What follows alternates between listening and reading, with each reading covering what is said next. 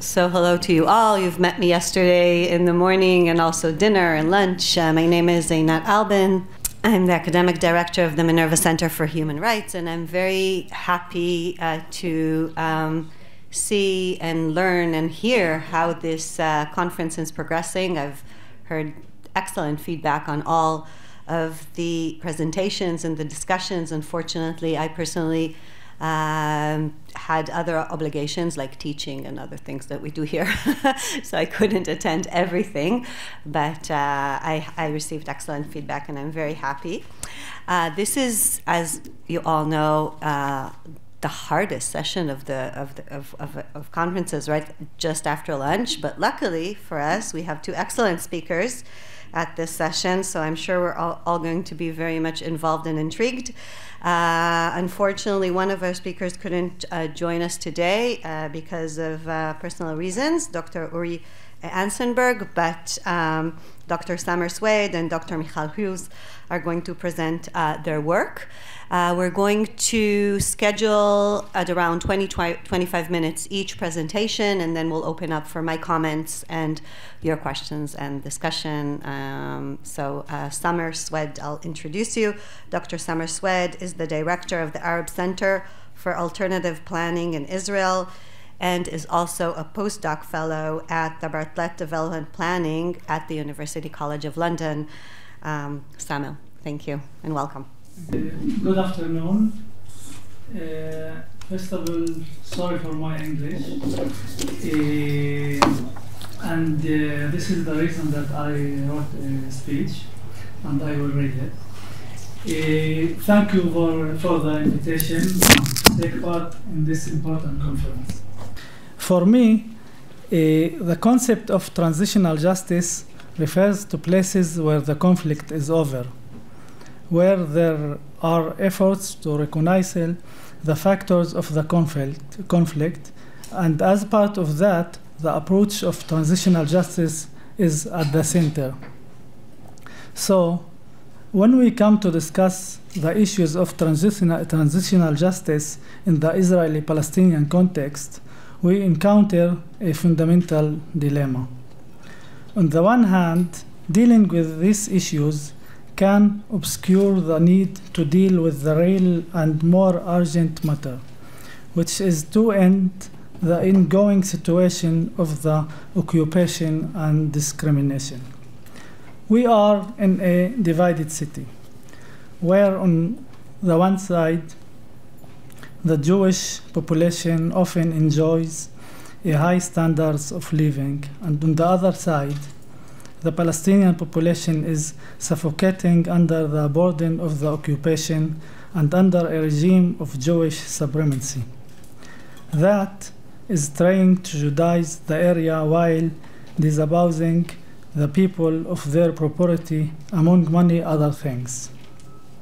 So the focus on transitional justice and to deal with the post-conflict situation rather than the conflict itself, why the conflict is still ongoing, shifts the game into the hand of people such as Prime Minister Netanyahu, who wants to manage the conflict and not to resolve it. This serves to normalize the abnormal situation of the occupation. On the other hand, dealing with transitional justice encourages people to imagine a normal situation, which results in a recognition of each other, and to deal with issues from the past, such as of historical injustice, and to draw contours for a better reality.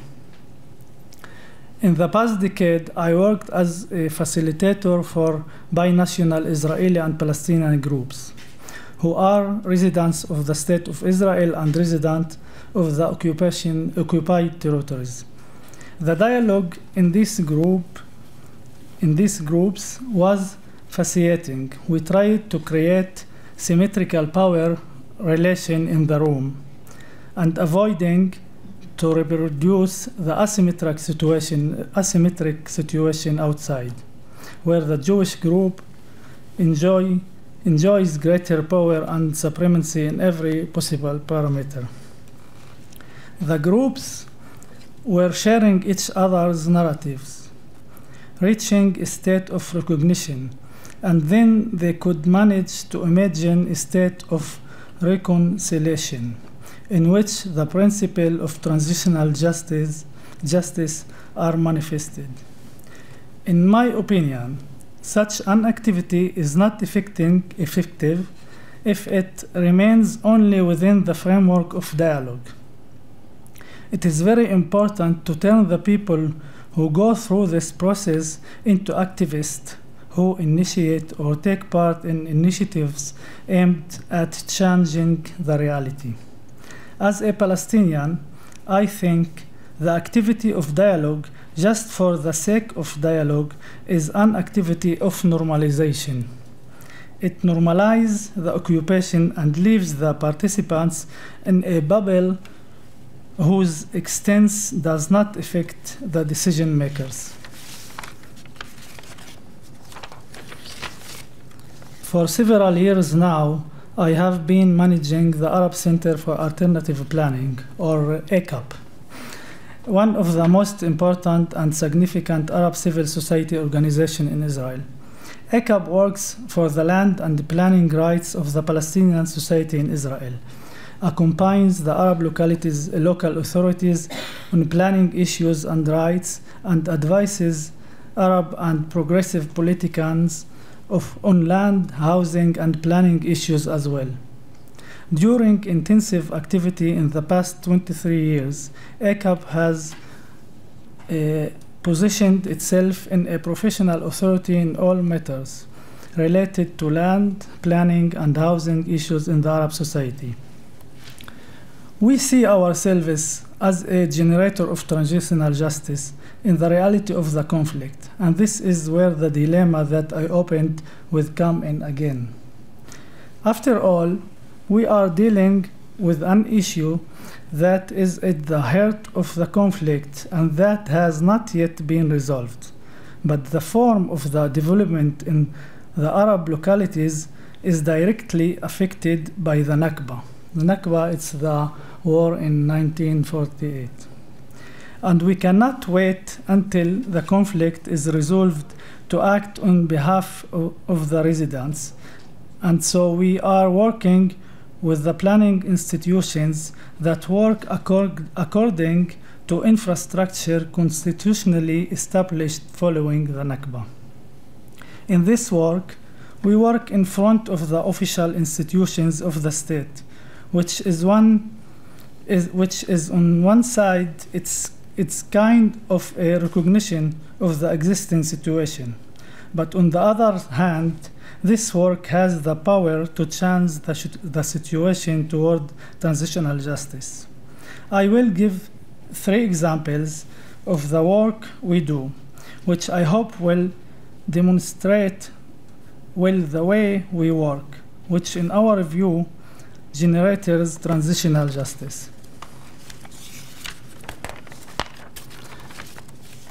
The first example refers to planning concept, which we have used intensively during our work over the years, and this is the concept of historical lands. These town lands are the lands that belonged to the village before the Nakba. We use the maps that the British Mandate produced, which mark the historical lands as part of their preparation to leave in the mid-1940s. We base the request of expanding jurisdictions or the justifications for expanding developmental areas in outlined plans according to this land of the historical towns. As far as we are concerned, these historical maps are a justification for expanding jurisdictions in the Arab localities. And on these maps, we base our arguments, objections, and observations. As a result of intensive work over the past 2 decades, the concept of historical lands permeated the professional ranks of the planning institutions. I don't claim that the planning system in Israel plans according to this principle, but I do claim that this principle is recognized today in all planning institutions, and it's taken into account in many cases. On the purpose of presenting these historical maps is to ask to stop and acknowledge the injustice that occurred by the history. We are not now asking to deport the people who is on these historical lands, but the message is clear. Recognize, act for change, and compensate for the justice. This is transitional justice. The second example is a project called the Historical Map of Palestine, where we made an integrative online map built from two layers. The first is a layer for the boundaries of the towns in 1948, and above is a layer showing the use of the land today. Through this map, we show the actual consequences of the Nakba. We show, for example, that the overwhelming majority of the land of the 530 villages that were destroyed in 1948 are still empty, which can encourage and enable the right of return, and that it is still possible to take about the right of return without the idea of deportation. We must recognize what has been done, and everything must be opened for genuine discussion with the correct tools for what is possible. The third example is a course that we offer Jewish and Arab planners, which we do collaboration with the Peace School in Neve Shalom, Wahat al-Salam.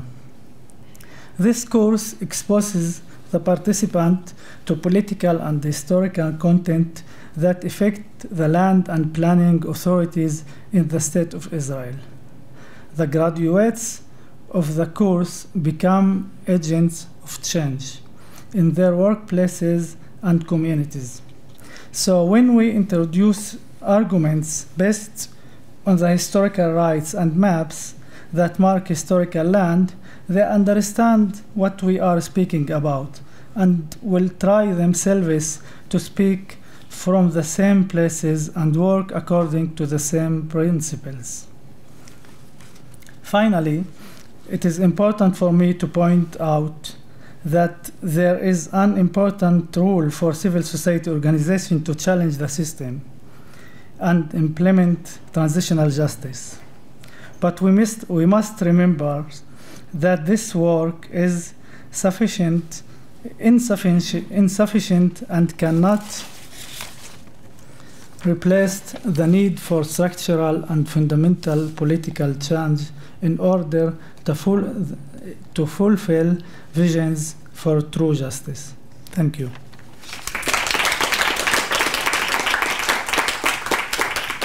How inspiring. So our next speaker is Dr. Michal Hughes from the Transitional Justice. She is the postdoc of the Transitional Justice Program at the Minerva Center for Human Rights here at the Hebrew University of Jerusalem. Michal, shall we go there some your presentation? Okay. So hello everyone. I would also like to thank the organizers of this amazing conference and all the participants. It's been really brilliant to hear all the fascinating conversations that have been happening so far, and to be part of this really important and interdisciplinary debate. I'm going to talk today about housing and cemeteries as sites for transitional justice. And I'm also going to talk about the role of municipalities and urban planning committees as objects for transitional justice and potential actors in promoting transitional justice. The former would be very easy to convince you of. The latter is a question I'm still grappling with. And this research is in very beginning stages, so your feedback would be very helpful at this stage. In recent years, there has been a greater debate on the theme of justice within urban studies and human geography. Soje brought the concept of spatial justice, which refers to a fair distribution of spatial resources and a fair management of distribution. Another key concept is the right to the city, which refers to a variety of rights, such as the right to access, inhabit, and use urban space, the right to space production, the right to be recognized and participate in urban decision-making, and the right to appropriate or intervene within the urban sphere. Another key concept that's relevant to our debate is urban autonomy, which refers to cities' ability and ambition to act without state intervention or mediation. Recent very interesting examples are city-based marriage licenses to same-sex couples in countries that prohibit it, the sanctuary city movement that secures the rights of immigrants and refugees within cities' jurisdiction, human rights cities that reposition human rights norms through municipal-based actions. And what I'd like to suggest today is that these debates can really benefit from the lens of transitional justice. Because I believe, and that's what I will try to show today, that addressing the root causes of spatial and urban inequality require transitional justice practice and theory. So as we've been discussing throughout this conference, increasingly the theme of transitional justice engages with actors and mechanisms beyond the state, expanding the context and temporalities of transitional justice to include situations where state institutions are not undergoing transformative change. And here I believe that the municipal urban planning arena remains under-examined and should be looked at more. Increasingly, the field also engages with the need to address violence perpetrated under regimes of settler colonialism and provide redress to indigenous victims. Again, that does not often involve achieving a political or peaceful transition of the regime. And here, I think the spatial lens is especially useful as it links with distributive justice and the right to self-determination and to land, territory, and natural resources, and the city. So I'm going to focus also on the local arena, and I will explain more exactly about the context in a minute. But as some scholars who are sitting here with us today have already noted, in Israel-Palestine, paradoxically, the failures of the Oslo Accords and the outbreak of the Second Intifada prompted greater engagement with the root causes of the conflict by NGOs and in literature. And there are also NGOs, such as the Arab Center for Alternative Planning that we just heard Samer talk about, and BIMCOM, who are promoting spatial justice and often utilize transitional justice tools as part of these processes. And by examining the potentials and challenges for municipal urban planning and implementing forms of accountability, I seek to promote a better theoretical and empirical understanding of the tools needed to correct spatial injustice. So I'm going to focus on two sites of analysis. The first being cemeteries, and just a quick note about why I believe cemeteries matter to transitional justice. So these are sites for personal, familial, and communal commemoration, but also sites of national symbols. They also act as significant assertions of memory and identity in cases of forced displacement, land disputes, and or for indigenous groups in prolonged conflicts. They're also testimonial devices and powerful anchors for commemorating mass violations of human rights. And for these reasons, they're also targeted for destruction, deterioration, and appropriation. And housing, I'm also going to focus on housing, and it's safe, affordable, stable housing is recognized as a human right. Forced displacement is recognized as a widespread weapon of war that causes harm and even death to civilians. Yet housing is largely treated as a commodity, resulting in prohibited housing costs in cities across the world and the displacement of ethnically and economically marginalized groups. The contemporary assault on housing rights is commonly attributed in cities around the world to their neoliberalization. Yet contemporary neoliberal spatialized inequalities are often rooted in settler colonial dispossession, racial discrimination, and other forms of human rights violations that are prolonged across generations, which is why I think they need to be thought through the lens of transitional justice.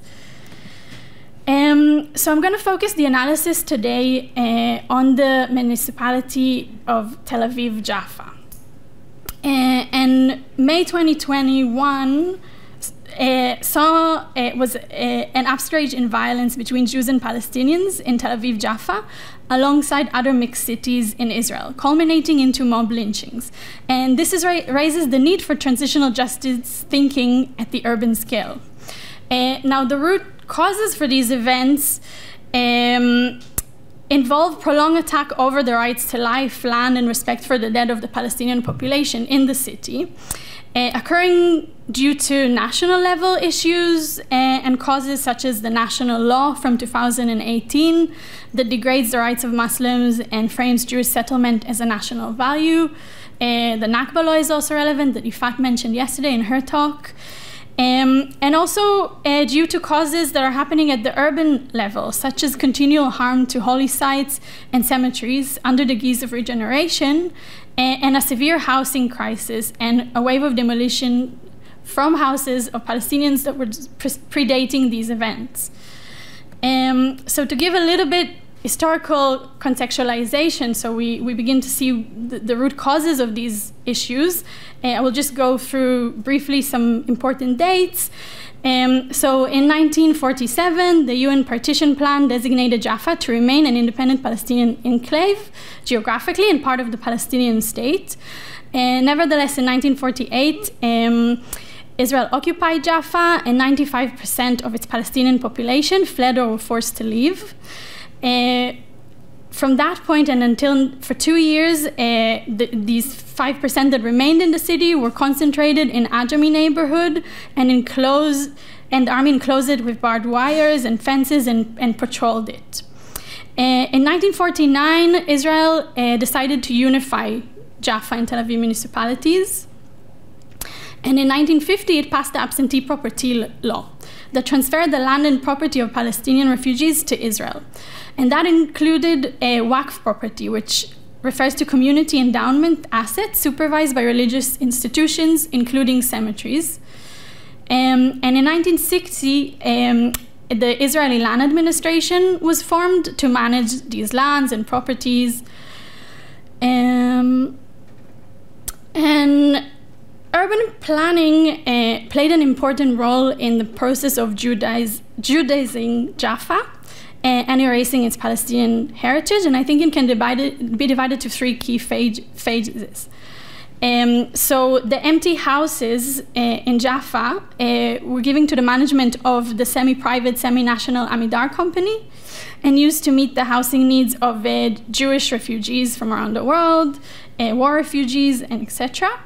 Palestinians that remained in the city were also placed in Amidar housing as protected tenants for 2 generations. And we'll go back to this issue in a minute. And then from the 60s, the municipality initiated eviction construction plans that entails waves of demolitions and froze all construction, housing expansion, and renovation. And the area became known for associated with crime and poverty. There was a very severe lack of basic municipal services. And in the photo, we're seeing Manshia neighborhood that was partly destroyed in the war and completely erased as part of regeneration plans. During that period, a lot of the Jewish population that were housed there, if they could afford to and had somewhere else to go, left. So certain areas became again populated mostly by Palestinians. In the 80s, the municipality initiated a new policy of gentrification to attract the Jewish elites and international capital. It involved preserving buildings and heritage sites, constructing prestigious complexes and hotels in a neo-Oriental architectural style, in collaboration with the private sector, and it was very successful. And Jewish upper-class liberal began arriving to the city, as well as organized groups of middle-class religious Zionists, Garin Torani in Hebrew, which came for a more ideological reason of kind of showing Jewish presence in these in the mixed cities in Israel. And now, in this paper, I'm kind of asking, are we entering a phase of repair? So the municipality, Tel Aviv Jaffa municipality, now acknowledges some of the problems it had created through this policy. It acknowledges that there is a unique housing crisis faced by the city's Arab population due to gentrification and the need to provide suitable remedies. So when we're talking about, I'm kind of asking, so when we're asking, can it, and is it willing to generate new policies to solve these prolonged planning discrimination? It correlates with a broader question about whether the municipal planning arena can emerge as a force to counter a continuing discriminatory national policy that aims to expand Jewish settlements at the expense of Palestinian spaces, and we heard more about it from Samer before. And I think there are a few things that we need to bear in mind when we're addressing this question. So first of all, the Israeli planning and land management operates as entrepreneurial centralism that combines strict national spatial management with market entrepreneurialism. And the state is also a key landowner, as I explained previously, due to the formation of ILA to manage the land, Palestinian refugees' land. So ILA owns 45% of Tel Aviv, and the municipality is also a key owner of land. And that plays a role in the ability to solve these problems. Nevertheless, Tel Aviv Jaffa is financially strong and thereby uniquely independent. It is a leading municipal force in generating new policies, challenging state agendas, and curating an oppositional socio-political space. And to give one recent example, the municipality decided to hang in classrooms maps that showed the 1948 border, even though the Ministry of Education prohibited doing so. So it has this power, and is it willing to operate for that in these issues? And to try and answer this question, I'm going back to sites of struggle around housing and cemeteries. And in recent years, maybe some of you have heard, there was a very well-publicized a struggle that emerged and received a lot of attention. So the story over the Eli Asaf ancient Muslim cemetery began in 2018 when the municipality decided to build a homeless shelter on land that it owns. During rescue evictions, the Antiques Authority uncovered graves, collected bones in boxes, and allowed the work to be continued. They didn't find anything worthy in terms of keeping. When Palestinian activists discovered this, they arrived to the site, returned the bones, and erected makeshift graves, and initiated a legal battle. In 2020, the court permitted the construction work to continue, and that initiated a struggle unprecedented in its scale and length around this particular issue. For 3 months, there was violence, throwing stones, setting municipal building ablaze, as well as mass prayers were held around the site to reiterate its sacredness to the Muslim community. And protests were held in central Jaffa, in front of the city hall and in front of the mayor's house. So the idea here was really to frame it as a struggle over the right to the city. They were making an appeal as residents of Jaffa to the mayor of their city to resolve this problem. And one of the activists even told me that they tactically prohibited protesters from carrying a Palestinian flag, which some people felt that was a good idea and some didn't. It's a very complicated issue.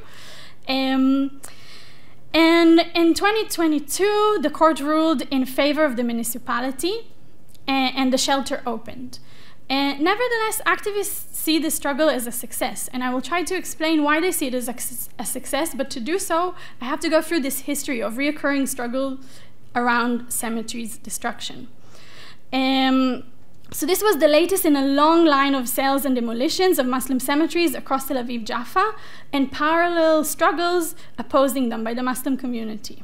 And as Abed Abu Shkhada, the chairman of the local party, Jaffa Municipal Party, explains, the local history of cemetery destruction is motivated by the booming real estate interest in the city. Unpacking these struggles, he says, requires us to forget the city's borders as we know them. Jaffa prior to 1948 was a Palestinian city surrounded by suburbs and villages, each having its own cemetery, and they were spread over most of Tel Aviv. And you see a map here visualizing what he describes. The community, he says, feels a constant threat hovering over the Muslim cemeteries, and therefore, in a way, you cannot really live here, and the persecution continues after death. So another historical timeline relevant for our debate. So the first struggle over a cemetery in the city emerged in 1950. The Muslim community stopped burying their dead. It was over, the Tasso Cemetery, which is active since 1935 and is currently the only active Muslim cemetery in the city.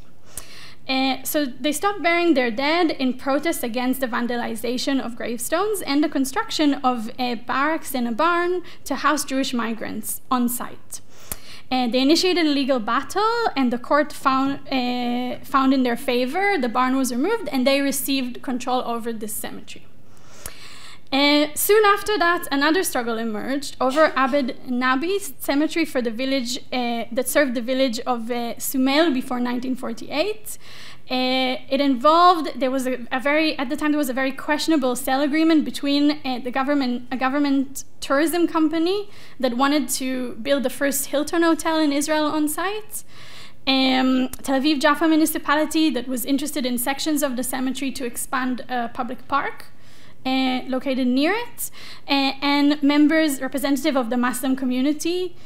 And when the community discovered the sale, they again initiated a lengthy legal battle against the deal and lost. In 1965, the Hilton Cemetery opened on the site, and an amendment number 3 to the absentee property law was passed that mandated the establishment of state-appointed and supervised committees of trustees in mixed Arab Jewish cities and the relics of the remaining Waqf properties to them. In 1974, a state comptroller report showed ill management, lack of transparency, and improper financial conduct by the Committee of Trustees in Jaffa. And in 1980, the Muslim community established a democratically elected Muslim council to act as an opposition to the state-appointed Committee of Trustees that they saw as not representing them in any way. Throughout this time, the committee sold more and more of these cemeteries. In 1967, it sold the cemetery that belonged to the village of Sheikh Muanes to the Israel Land Authority, and also Sheikh Morad, the village Sheikh Morad Cemetery. In 1973, it sold half of Tasso Cemetery that I already mentioned, a previous battle that emerged around it, to private entrepreneurs. And in 1986, it sold the land of Jamasin Cemetery to private entrepreneurs. Legally, these sales were approved by fatwas, religious endowments, issued by the Sharia Muslim court, which, like the committees themselves, was appointed and supervised by the state. And Muhammad Aderi, the current chair of the committee in Jaffa, explains the issue with this situation. He says, fatwa is known to change by time and place. When you are under occupation and your lands have been expropriated, surely religious approval for the sale of land and the removal of its dedication is forbidden. And indeed, when the community discovered years later often about these sales, they initiated legal battles alongside protests. I won't go in detail for each one of these battles, but I will just say that mostly they were unsuccessful in terms of the law. The law ruled against them mainly because of property rights issues. One exception is the case of Jamasin, where demonstrators arrived at the scene. They initiated a legal petition against the installation of a sewer line that endangered the cemetery. The municipality was in charge of that, and the court recognized the land's designation as a cemetery, ordered the municipality to dig elsewhere, and invalidated its sale. Just to give an example of an unsuccessful case that is interesting to look at, in 2012, activists broke into a site where Tel Aviv University was planning to build dormitory on the site of a cemetery. They documented the destruction of graves, and they initiated a legal battle. They also initiated protests and led political guided tours, but the High Court rejected the petition. And going back to the question of why, with the more recent struggle, the community saw it as a story of success, and indeed I've showed you a lot of stories of unsuccessful struggles over cemeteries, I would like to return to Tasso. Here the issue is not is symbolic as much as it is practical. It's about the right to be buried in the city because it's the only active Muslim cemetery. And from the minute that the sale of half of its land was discovered in 1990 and until 2008, the community initiated repetitive prolonged legal battle, as well as protest rallies, cleaning operations of the cemetery, and they continued to bury their dead in the disputed plot out of protest. Until in 2008, the High Court rejected the petition definitively. Nothing happened with the disputed site despite this ruling, and in 2017 the private developers that owned this plot of land sued the board for compensation over the usage of the plot and demanded the immediate eviction of new graves that were continuously dug there. The community organized buses to take protests to the hearing, again, the verdict was unsuccessful. Nevertheless, in light of the struggle I was telling you about over the ancient cemetery in El Yasaf, and the kind of impact it had, how much news coverage it received, how much it altered everyday life in the city, in 2021, Tel Aviv Jaffa municipality reached some kind of settlement with the private owners and with the state, and approved a plan to regulate the entire cemetery. And as activists told me, they were actually working with some members of the committee, the planning committee, and Tel Aviv Jaffa municipality. Someone who was a graduate of the course Summer was talking about. So it shows the impact of these agents of change. And in conclusion, Aderi says, he said this in a municipal meeting, this is an act of historical and material reparation. And this is not something that the municipality initiated out of their goodwill. It's coming from the agency of the community and their struggle. As Aderi also points out, all the protests the community has done have yielded a profit in Tasso. Look how simple people with strong willpower can win over a court in a verdict. I'll move very briefly to the municipality's attempt to tackle the housing crisis in Jaffa, and then I will conclude. If I'm running over time, please let me know. So in recent years, as I said, the municipality acknowledges the severe housing crisis faced by the Palestinian community in the city, and it's initiating all sorts of projects that try to tackle it. The first is an urban renewal plan in Kedem Shem Hagdolim. The plan aims to enhance the density of housing. According to the municipality, the aim here is to increase the stock of housing for sale for the Arab population in Jaffa, which suffers from a severe housing crisis. So a little bit about the history of this site. You can see at the top a photo of what it looks like at its current state. It's very neglected. It houses low-income population, mostly Palestinian, and half of the residents are public housing tenants. But the story of how they became public tenants, again, brings us back to 1948. In the 80s, Amidar asked these tenants that were amongst those placed under protected tenancy following the war under Amidar management to temporarily move out of their houses. They wanted to renovate them. So these tenants were relocated to Kedem Shem Hagdolim, but they were never allowed to return. And meanwhile, these houses were renovated and became really desired real estate. And these tenants, from being protected tenants that have some rights, at least for 2 generations, they became public tenants who have very little rights at all. So the new urban renewal plan ensures that these tenants will not be relocated again, and that they will receive full ownership of their apartments without paying for it. This was an important demand by the resident that emerged as part of an extensive public participation program, as part of envisioning this plan. And there was a really interesting debate in the municipality about approving this plan that shows us some of the conflicting interests that kind of are conflated when trying to bring such remedies. So one member of the a coalition member of the municipality said, "Oh, the site is so close to the sea, why don't we build a hotel here, an expensive hotel that will bring so much profit?" Ron Huldai, the mayor of Tel Aviv, was shocked that these tenants are receiving a house without putting their hands in their pocket and paying money.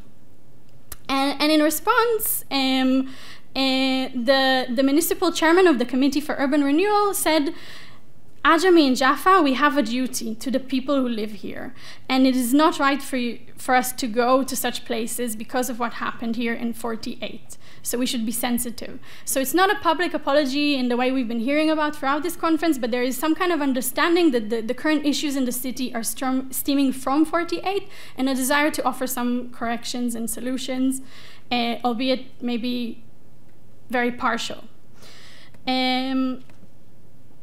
Another project is the Michelangelo project, and this is a housing complex of 32 units.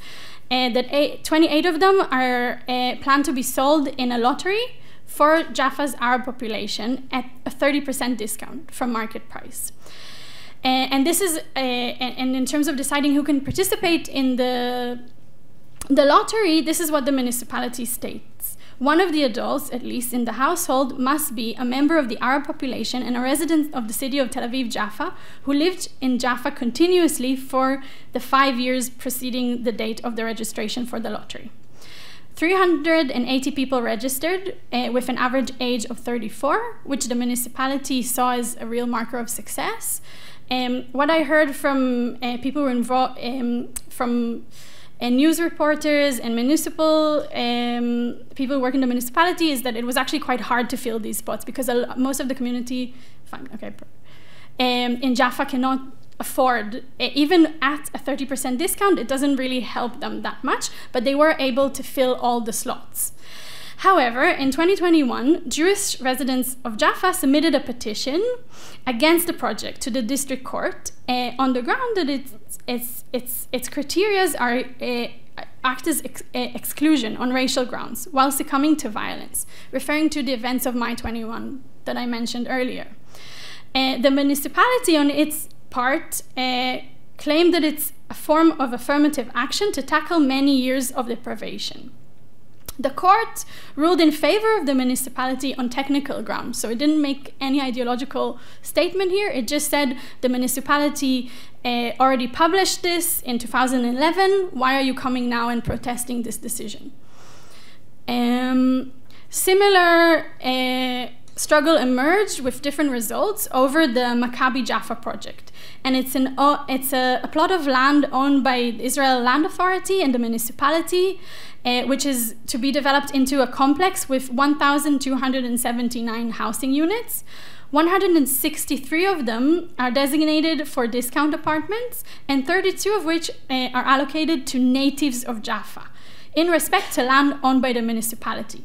That's what was kind of noted in the publication of this competition. And then the issue of who's a native to Jaffa became a focal point of struggle, which shows us how some of the bigger issues of the Israel-Palestine conflict come into play at the urban arena. So in 2022, 2 Jewish residents of Jaffa who competed in a lottery filed a petition against the municipality and ILA. Very similar reasoning. It's racial discrimination. It was done at secrets, in the dark. It wasn't publicized properly. This time, the court ruled in favor of the petitioners, on technical grounds, because the municipality was not transparent enough in the tender. By saying natives of Jaffa, it wasn't clear who it was referring to. Interestingly, the word it used in Hebrew literally translates into sons of Jaffa, which bears some association perhaps to the word indigenous, which maybe could have been used and clarified the matter a bit more. Again, the municipality, so the court ruled against the municipality, but nevertheless in 2023, it stated in response to this verdict that it is going to continue to respond to the unique needs of the Arab residents of Jaffa in the field of housing, which derives from complex historical circumstances. So I don't think I have time to talk about another, so I'll just try and conclude. So as you have seen, there are interesting remedies that are coming out at the minute. The numbers are very scarce in comparison to a very serious issue of displacement that the Palestinian community currently faces. So just some primarily conclusions, and as I said, I'm in early stage of this research. Urban autonomy and citizenship constitute a significant framework for political struggles in a reality where national politics actively discriminates against ethnic minorities and indigenous communities. The municipality does emerge as an actor in promoting spatial justice, albeit less in terms of heritage and recognition, and more through providing the basic services of burial and housing. Its actions are jeopardized by the view of land and houses as real estate investments. So homes and cemeteries are socio-political entities that correlate with the issue at the heart of the Israel-Palestine conflict concerning land allocation and who holds an ancestral right to the city. Therefore, tackling these continual issues require transitional justice thinking. Thank you very much.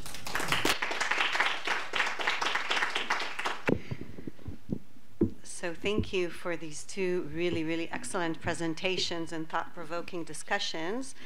I have a few comments that I would like to raise that address both of you, and then we'll open up for discussions. So both Samer and Michal actually talked about land, housing, cemetery, natural resources, issues that we in legal terms call as social and economic rights. And they both exhibited how these social and economic realities are fundamental in discussing issues of transitional justice. But when we talk about land, housing, cemeteries, natural resources, the desire, I think, of both talks is not only to recognize the harms that were made or the histories of the land and cemeteries and housing, as the discussion has shown, but also in a transitional justice process to create what's called in the literature transformative justice, to transform the allocation of resources, to transform the place of cemetery, to transform the way we treat land.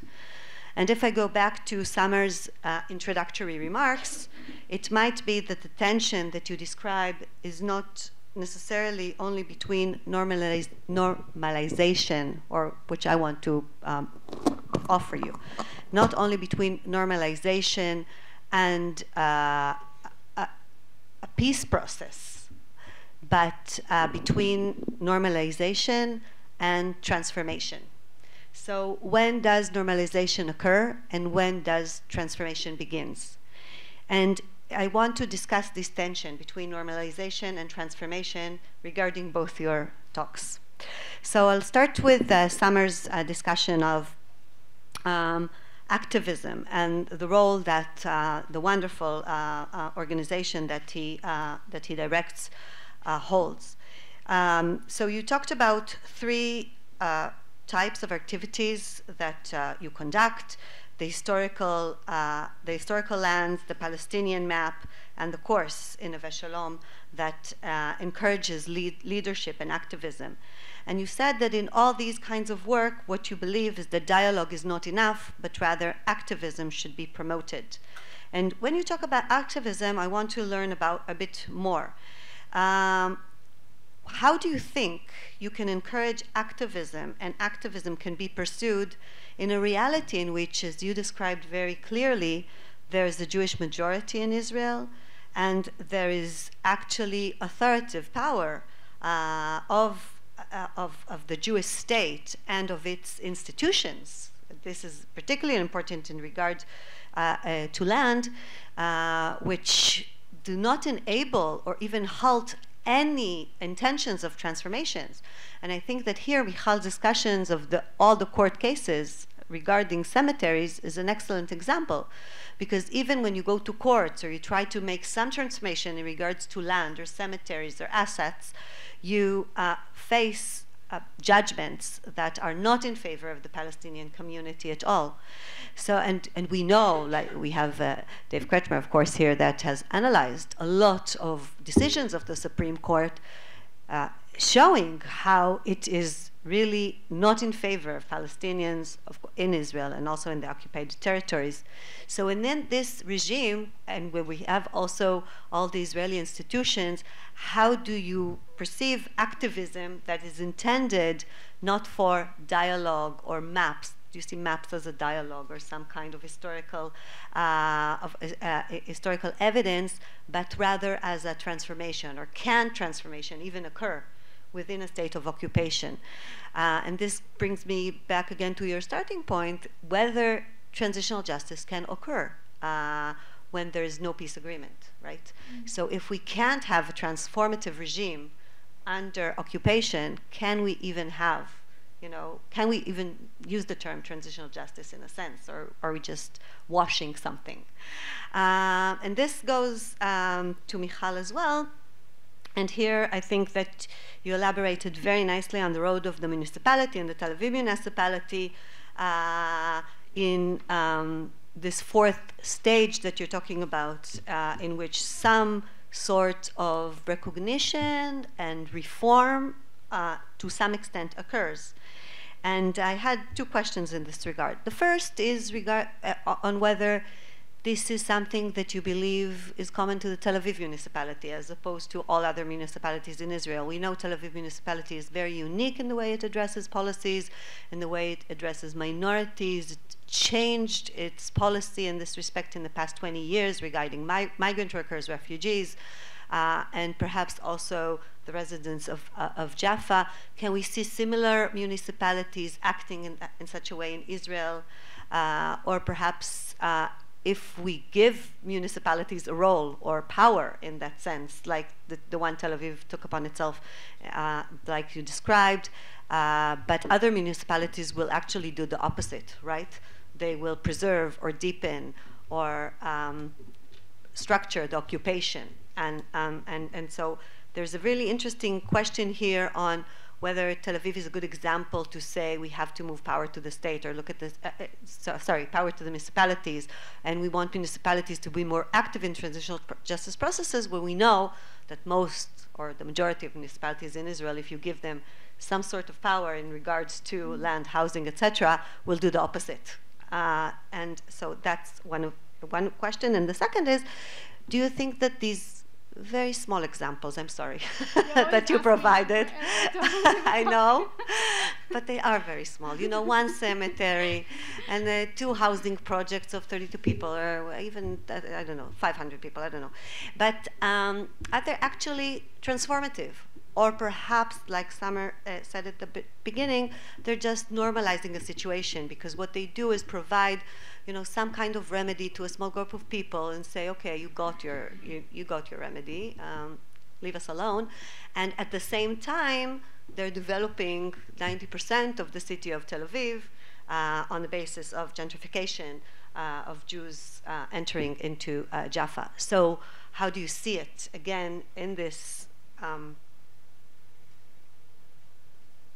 dialogue, I don't know, tension that I create, that I propose of normalization versus transformation? Thank you. So perhaps both of you respond, and then we'll open up.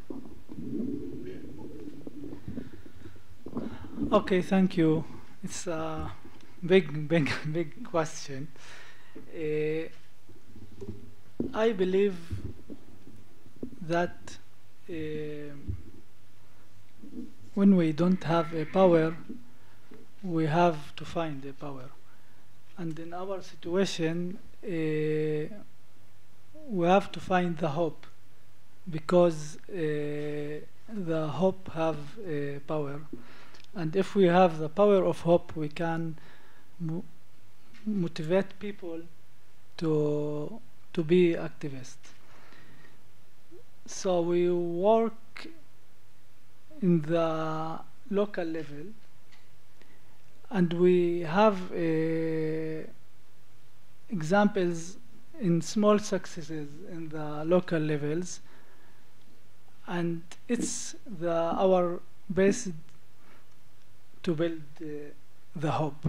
And I think in this theory of change, we can change the fields of the people, that they can do action and they can affect of the situation.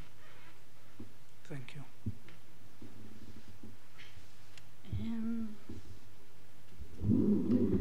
Thank you, Einat, for really difficult and important questions. So, is it Tel Aviv? I don't have an empirical answer, because I haven't compared the actions of other mixed cities, municipalities.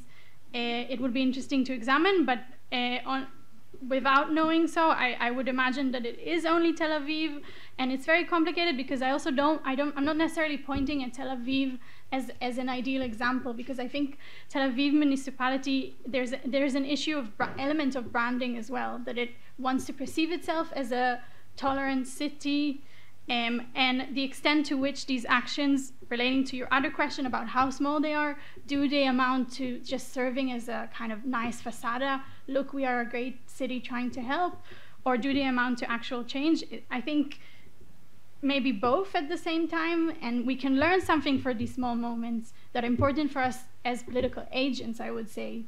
Maybe I think also as academics in theorizing these moments and the type of agency they manifest by the local community. But I also think, and kind of related to your other question, that, considering the fact that not all municipalities, even the little that Tel Aviv is doing, other municipalities won't do. And then should we give more autonomy to cities or not? It's a really big issue I think we are facing with globally. For instance, in relation to abortion right in the United States, if we can't change it through state politics, do we act on a municipal level? But what kind of solidarity it creates for people from different localities, the regional issues, I don't have an answer to this. I think it's a really big political issue. But what I would say is that I think that appealing to the right to the city, focusing on local problems, does seem to manifest better results for activists. That's the one thing I can say, and it's small, but it's something, and I think it's important. Related to what you were saying, Samuel, we talked about it a little bit before as well. So I think I also answered the small example question, which, it's a good question, but yeah. Wonderful, thank you. So let's start the discussion, and I'm going to collect some questions. Kira. Yeah. Sorry, the microphone. I have a comment and possibly a question to Samir, and then definitely a question to Michael. So Samir, if I understood your critique of transitional justice properly, you were saying that you can't be talking about transitional justice while a conflict is ongoing, because it obscures the culpability of the state and the responsibility of the state in the ongoing conflict and the power imbalance and so forth. And I think those are not unreasonable arguments, but I would press you a little bit because, I mean, my colleague Ron and Hillel Cohen and others have written about using transitional justice in ongoing conflict.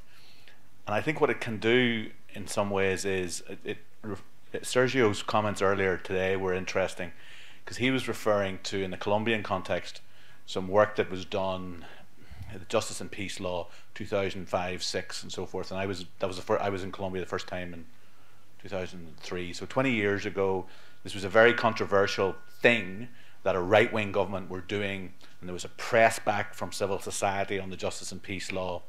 But actually, from what Sergio was saying was, when they got into serious negotiations with FARC more than a decade later, they were able to fall back on some of the aspects that had happened a decade before.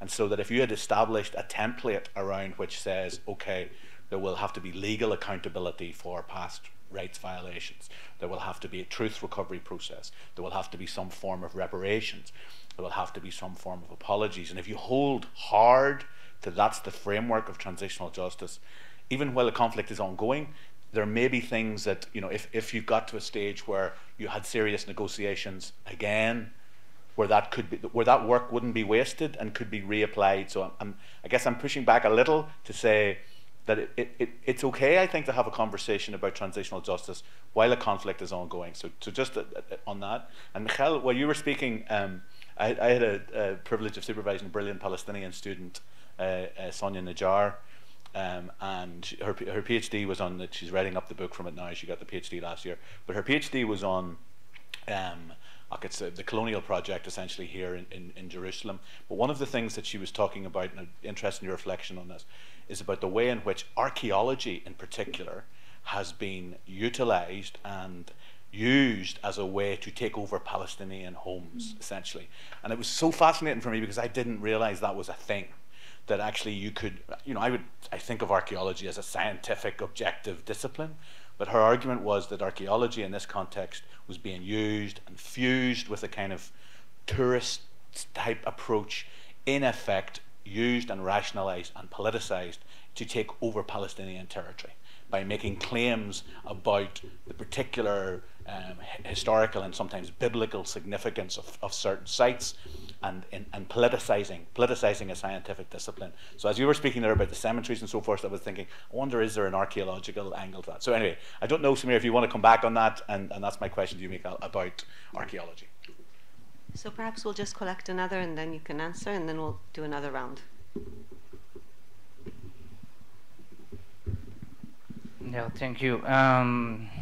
Yeah, my intervention is more a comment is regarding Kieran, and Colombian is a good example of applied and transitional measures during the armed conflict. One of them could be the administrative program of reparations, but yeah, it is a good example. Regarding restitution of law, that is other issue in Colombia. I was thinking about the special jurisdiction, no, for peace, and then the special jurisdiction for law restitution or land restitution. There is a measure from 2011, more or less, and it is interesting because use some technical resources that there are not in the traditional justice or ordinary justice, as well as the context, the historiographics, to define or give a meaning about the looting, plundering, and maybe the cultural relations between communities of with the territory or lands. So it could be a good example to understand a complex measure to this way, the property restitution. And yeah, this is my point. Okay, so Samuel, you want to go first? Okay, for me it's a dilemma. Not, I can't say that we can't speak about transitional justice, but I say that it's a dilemma, and I think we have to keep the balance, because I afraid for bubbles and for academic bubbles and academic discourse bubbles. If we just speak about transitional justice here, and 200 meters from here, the occupation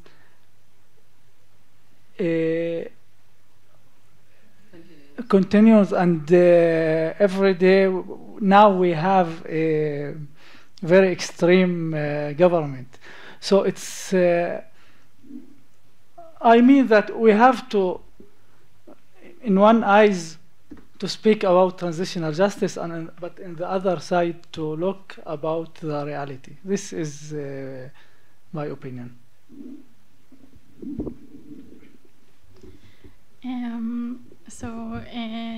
Thank you, Kieran, for your comment. I think it's very useful and very important. I was going through a lot of information in a very short period of time, so I didn't have enough time to actually talk about the role of archaeology. I could have given an entire talk about the way in which Israel uses tourism and the role of the Antique Authority in touristifying Jaffa to erase its Palestinian heritage. But also with relation to the cemeteries, it's really interesting because in most of these cases, when you're digging in Israel, somewhere that there could be certain archaeological findings, the Israeli Antique Authority is invited on site. As I said, and I talked about it in one of the examples. So they come in and they investigate if there's something important enough to stop the construction work. And in the cases of Muslim cemeteries, they say, no, there's not a problem. And they often have treated the remains of the Muslim cemeteries with no dignity, which I think is cruel emotionally, and it's a form of spatial and violence on so many levels. But the interesting thing about the case of Eliasaf, the recent struggle that I mentioned, it's interesting in this relation in two ways. Because first of all, after this story, the Board of Trustees has reached an agreement that from now on, whenever the Antique Authority comes to do these initial diggings, it invites them on site to prevent such harm from happening. So that's one really big victory that they see in their struggle, which can impact the future. Another thing is that on this site, the municipality did build the homeless shelter on site, but the graves were remained inside. And it's the first time it has ever happened. It's not actually legal to build in that way. So I think it's definitely a site of violence, and it's utilized as a weapon, as I'm also saying about urban planning, but thereby it is the site where we need to think about transitional thinking. And that brings me to your question or comment. I think we really need to look at more example of truth commissions in relation to other cases around the world, especially where land disputes and the rights of indigenous groups have been key to these issues, and that can really help advance the field. So thank you. Any more comments or questions? Just a minute, we'll just give you a microphone. Thank you. Yeah, so it's a question for Samar. Just, do you believe that NGOs that don't necessarily do a dialogue that focus on, let's say, learning Hebrew or learning tech skills can promote social justice, right? By, let's say, giving Palestinian women like a skill that, maybe they don't have, how should I put it? Basically, the question is, can NGO that focus on mutual projects, such as learning a language and new skills to promote social, not social justice, restorative justice, and kind of,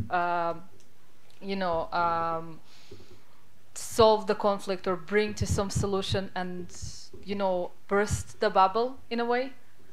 Because on the one hand, you don't have a dialogue or a truth committee it happens in some dialogue workshops, but on the other hand, you tackle an issue that is caused by the injustice of, let's say, the occupation.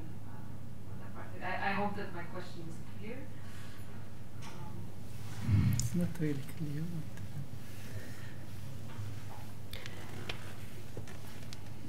That's it? Okay, so yeah, Sama. Yeah, I mean, I am a facilitator of binational groups. I believe that the dialogue can help us to find a good way to better future. But I mean that dialogue for dialogue, it's normalize the situation. But dialogue for anything or dialogue have to be first step to second step to do something in the real life. This is my, I mean, for me, dialogue, it's we have to do the dialogue. We can't over the dialogue and then, but maybe I didn't clear, but I believe that the dialogue it's important, and I believe that in Neve Shalom, when I worked with Palestinian and Israeli groups, I think we affected about all the, not all, the majority of the people that came there. So I believe that, but it's the map between the dialogue for dialogue or dialogue for change the reality. Thank you.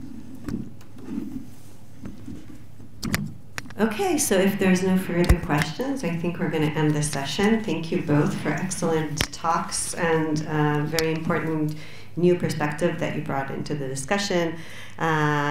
Keep on your spirits and very good work and important work. And let's hope for hope, like Samuel said. Thank you very much.